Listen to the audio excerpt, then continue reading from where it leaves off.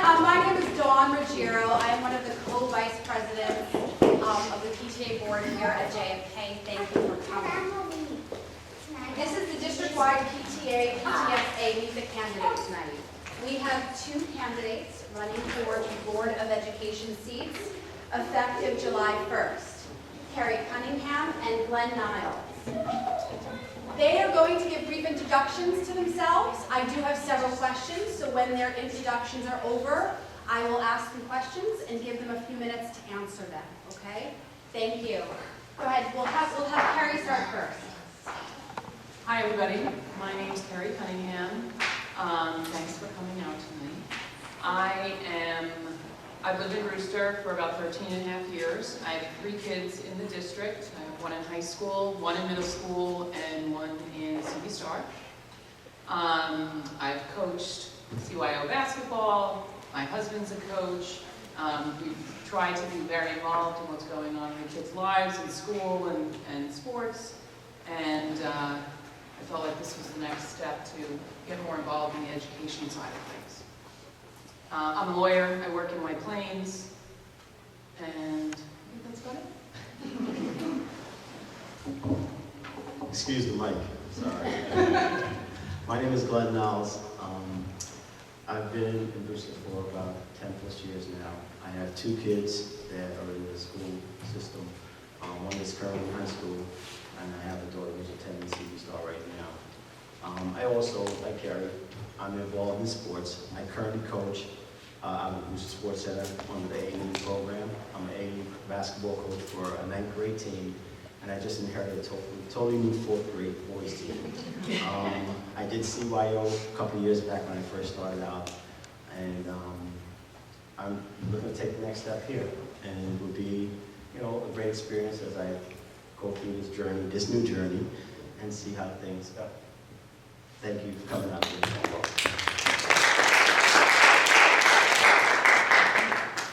So our first question is, what qualities would you bring to the Board of Education?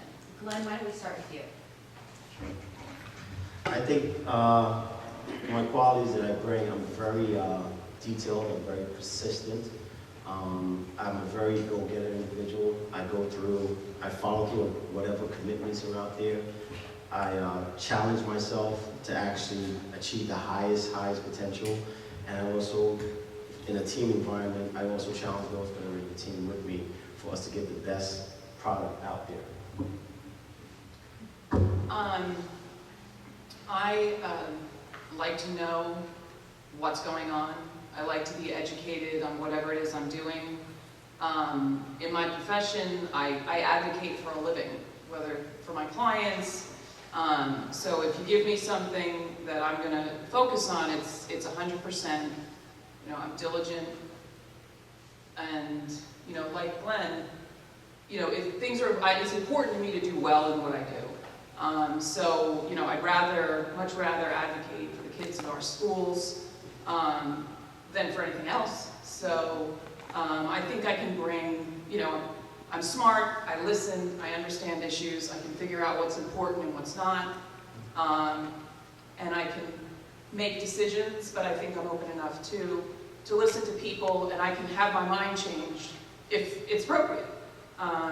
So I look forward, I think I can bring just like a level-headedness to the board, not to suggest that it's not currently.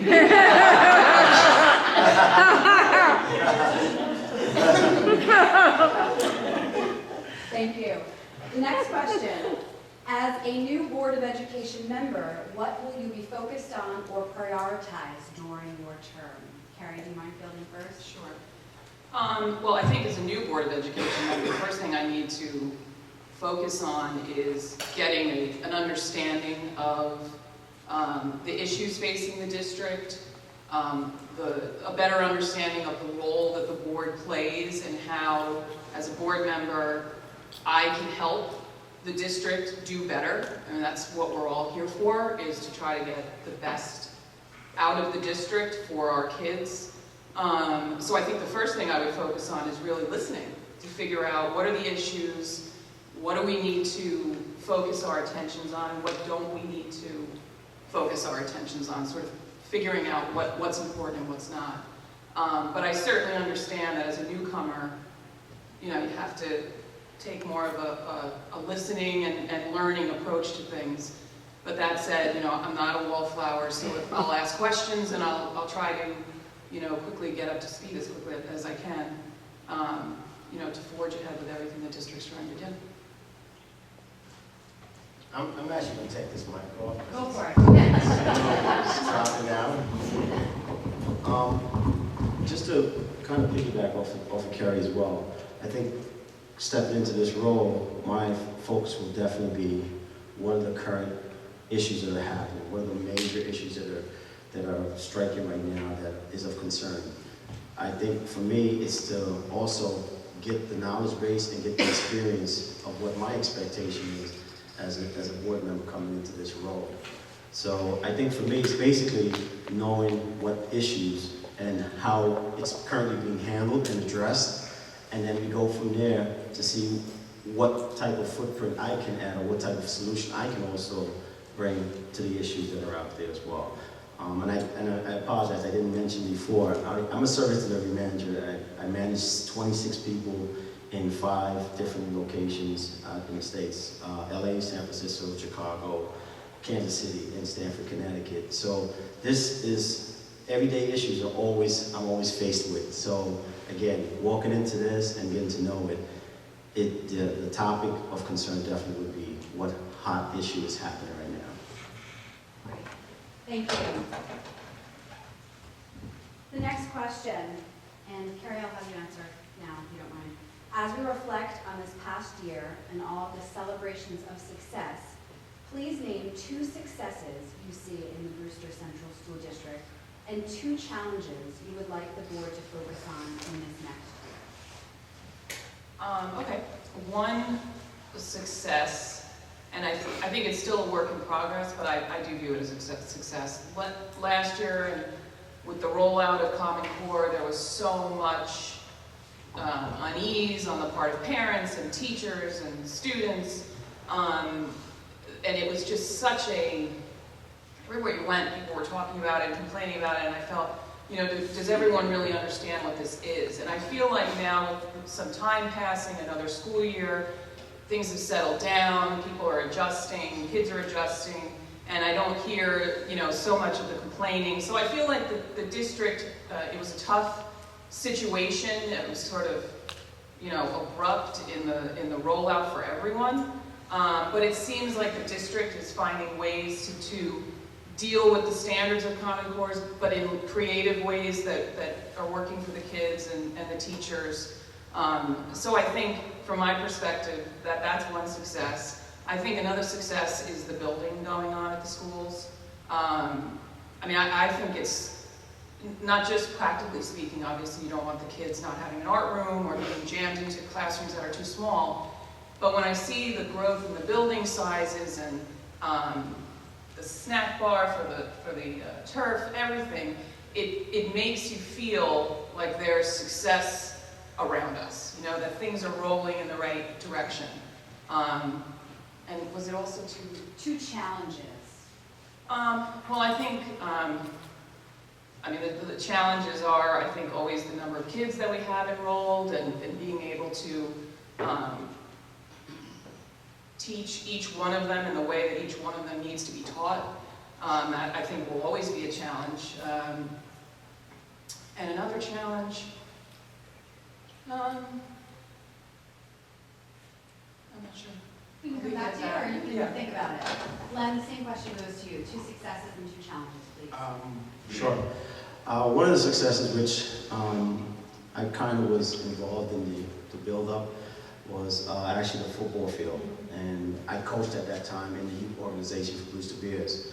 And that process that was occurring while I was coaching, it was a big focus to get these kids, to give them the opportunity to have the snack bar, to have a new field.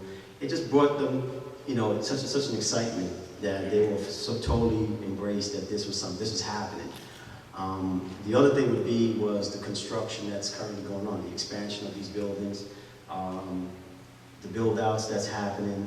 That's something that's also positive. It gives us that, it shows that we're not sitting around. We're taking the initiative and we're going about producing stuff, changing and adjusting to how our society is being focused and changed towards. So those are my two successes. The other thing is that the challenges I would look at is basically the classroom size. One of the biggest things, originally from the Bronx, and as you know, I grew up in the Bronx basically in a classroom where it was kind of challenging. There are kids that are different from each other. They learn differently from each other. Some learn in a larger group, and there's others that learn in an independent environment. Speaking of that, my daughter was at one time was one of that individuals that had that opportunity to get that one-on-one conversation and teaching moment with those teachers.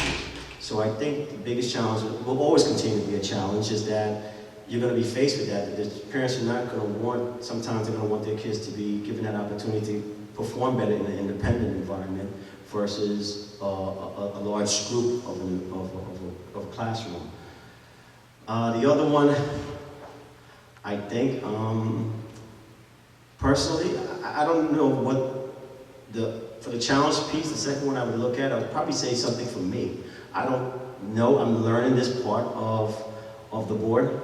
I've coached, I've participated in the sports environment, athletics environment, but in part of the educational piece, this is all new to me, so I think my challenge, that would be my second hurdle that I would look at to really grasp myself and really produce for this community. Thank you. I appreciate both your candor. Thank you. Thinking about that. The next question, what do you feel is the most important issue in education today? It's up to you. Again, I think I touched on that just on the last question. I think it's, giving these kids the best opportunity to achieve at their highest potential. I think if we keep them if we keep them in one circle silo, it's kind of hard for them as individuals to all excel if they're being trained to learn differently. And I think that's one of the biggest challenges that I've also encountered and I've heard repeatedly that's one of the biggest challenges. And like I said, from a parent who's experienced that and what I've seen the results that my kids have come out of and produced differently when they were given those opportunities, I think that's something that's definitely one of the biggest challenges. And again, I think it will always be a challenge down the road. I would say money is a huge challenge for public schools everywhere, and prioritizing public schools and making sure that public schools are the best and the model that other schools want to look to, and not undermine them through taking money away for this or taking money away for that, or other programs that have been proposed. I went to private grade school. I'm not trying to suggest that there's anything wrong with private schools or parochial schools or anything like that, but as now the parent of kids in public schools, and the money struggles, really, I think you can describe it as, of trying to get done for the kids what needs to be done, I think is and probably always will be a huge challenge. This is our last question, and I do want to point out if there was a personal or question asked, we will not be asking it as it's not appropriate for the candidates. So your last question, I'll have Glenn start. Since almost no one has tenure or job security in the private economy, why should employees of the government schools still have this benefit? I think definitely it's, if they've put in the work and they've given their all to actually what they love and what they enjoy doing, I think there should be that consideration. Perfect example, I also work in an organization where my pension is frozen. And I think it's not fair. I'm still producing my years of service, but my pension is not coincide with me. And I think that's not fair. I think these individuals, when they dedicate their their lifelong commitment to service and involving kids. I think that's something that definitely should be, awarded to them for the commitment that they've put forth. I must be doing something wrong because I don't have tenure or the wrong word. I think that tenure for many teachers was hard-earned and well-deserved, and it continues to be deserved. I think there are situations where there are teachers who are tenured who do not continue to perform at the highest level. I think, that would be true whether it was a tenured customer service rep or anyone else. Giving your all and focusing all of your attention on the job at hand, teaching kids, whatever it is, you either have it and you keep it, or you don't. And I think for most teachers, certainly in my experience here in Brewster, they have it, So it's not something, I think for the most part, if you've been tenured, it's because you've done something to deserve it. And hopefully those teachers realize that with that comes the obligation to continue to do the best for the kids, and I think for the most part, that is the case. But certainly there are exceptions to everything, and I can see, the other side of sort of having accountability and things. But I think that there's still accountability for the teachers who are tenured.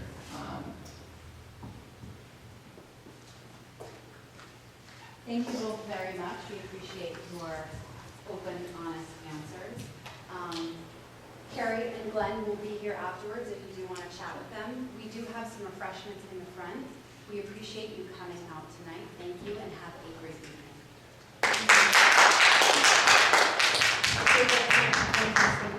I'm sorry. If they'd like to make a closing statement. Oh, would you like to make, I'm sorry, I'm not supposed to be the moderator tonight. I completely waived this whole thing. Would you like to make a closing statement? Could I ask another question? Is that possible? How do you feel about that? It's fine, thank you. That's fine with me too. As long as it's not personal, that's all. Actually, I have two. The first one is, what do you feel about teachers and staff in public school system who have kids in private schools? I have no opinion on that. I think that as a parent, Do we have a right to know? I think as a Who parent, has a child in the, could there be a list, say, of teachers? I don't, what I would say to that is, as a parent, the choices I make for my children are mine to make, and I believe that of every other parent, whether they're a teacher or not. So if a public school teacher chooses for whatever reason to send their child to a private school, I think that's their choice and is otherwise none of my business. Yeah, I feel the same way. I second that. I think that's an individual decision, their choice. They have that right to make that decision, and they at the end of the day, that's their choice. Thank you for answering that. Would you like to make a closing statement? I'll just say thank you for coming out. We appreciate it, and I know a lot of teachers are here too, which is nice. And I didn't really answer that question before about the second challenge. I thought about it when Glenn was going. And I'll just say really quick, one of the things is getting parents to be more involved in things like this, or not just PTA events, but the school puts on a lot of great presentations, and I'm guilty of it as well. More often than not, I'm still at work, I can't get there, and the intention is there, but I think, it's a challenge to get parents to be more involved, whether going to a school board meeting or any other meeting for anything. So I thank you all for coming and spending your time to meet us tonight. For myself, I just want to say I'll do the best to my ability to fulfill the role that I'm being placed in, and it will be a great experience working with the other individuals on the board. And I look forward to this journey, like I said. And again, thank everyone for coming out. Thank you for coming out and giving us the opportunity to open up and talk to you guys, and you guys get a feel of us as we enter together. But, we're going to be real fast, man. But no, it's a great pleasure. And again, thank you. Thank you.